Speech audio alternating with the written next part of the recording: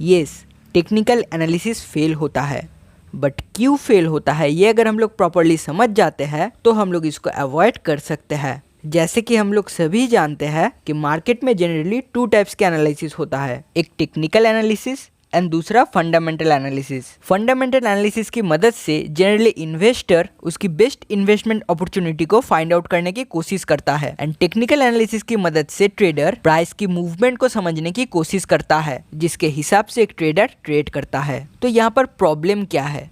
अब यहाँ पर 2 एनालिसिस के अलावा भी एक और एनालिसिस होता है जिसको मैं कहता हूँ लॉजिक एनालिसिस। इस लॉजिक एनालिसिस को अगर हम लोग प्रॉपरली यूज नहीं करते हैं तो टेक्निकल एनालिसिस फेल हो सकता है। इसको एक सिंपल एग्जाम्पल से समझते हैं। जैसे कि जो लोग बैंक निफ्टी में ट्रेड करता है, मैं यहाँ पर बिगिनर के लिए थोड़ा क्लियर कर देता हूँ। बैंक निफ्टी का मतलब निफ्टी 50 के अंदर जो हमारे टॉप बैंकिंग स्टॉक्स है उन सभी स्टॉक को मिला के जो इंडेक्स तैयार होता है उस इंडेक्स को बैंक निफ्टी कहा जाता है। अब बैंक निफ्टी के movement HDFC bank and ICICI bank, ये दोनों बैंक की मूवमेंट के ऊपर बहुत ज्यादा डिपेंड करता है, क्योंकि ये 2 बैंक की वेटेज बैंक निफ्टी में सबसे ज्यादा है। अब यहाँ पर मान लो बैंक निफ्टी टेक्निकल वाइज एक पॉजिटिव स्ट्रेंथ दिखा रहा है, but HDFC bank and ICICI bank जिस एरिया में अभी ट्रेड कर रहा है उन दोनों के आसपास एक इम्पोर्टेंट रेजिस्टेंस लेवल है, जहां पर हाई चांस है उस रेजिस्टेंस लेवल से वो दोनों एक डाउनसाइड मूवमेंट कर सकता है। सो बैंक निफ्टी यहाँ पर दिखा रहा है पॉजिटिव स्ट्रेंथ,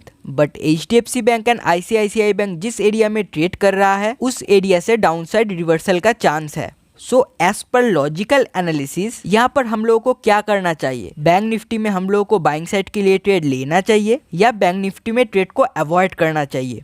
डेफिनेटली ट्रेड को अवॉइड करना चाहिए, क्योंकि ये दोनों बैंक अगर डाउनसाइड मूवमेंट करता है तो ये हाई चांस है कि इन दोनों बैंक के साथ साथ बैंक निफ्टी भी एक डाउनसाइड मूवमेंट करेगा। सो यहाँ पर अगर हम लोग बैंक निफ्टी में बाइंग साइड के लिए ट्रेड लेते हैं तो ये फेल हो सकता है। सो उससे अच्छा ये ट्रेड को हम लोग अवॉइड करें। सो गाइज, ये छोटी छोटी चीज को आपको ध्यान में रखना पड़ेगा। अगर हम लोग सिर्फ और सिर्फ टेक्निकल एनालिसिस के ऊपर ध्यान देते हैं एंड लॉजिक एनालिसिस को इम्पोर्टेंस नहीं देते हैं तो हमारा ओवरऑल ट्रेड इफेक्टिवली काम नहीं करता है। जब logical analysis and technical analysis both हम लोगों को सेम बात कह रहा है, उस ट्रेड को हम लोग एग्जीक्यूट कर सकते हैं। बट टेक्निकल एनालिसिस कुछ और कह रहा है एंड लॉजिकल एनालिसिस उससे डिफरेंट कुछ कह रहा है, तो उस ट्रेड को हम लोगों को एग्जीक्यूट नहीं करना है। सो आई होप गाइस ये वीडियो आपकी ट्रेड में हेल्प किया होगा, और अगर आप अभी तक मुझे इंस्टाग्राम पे फॉलो नहीं किया है तो जाके अभी फॉलो कर लीजिए।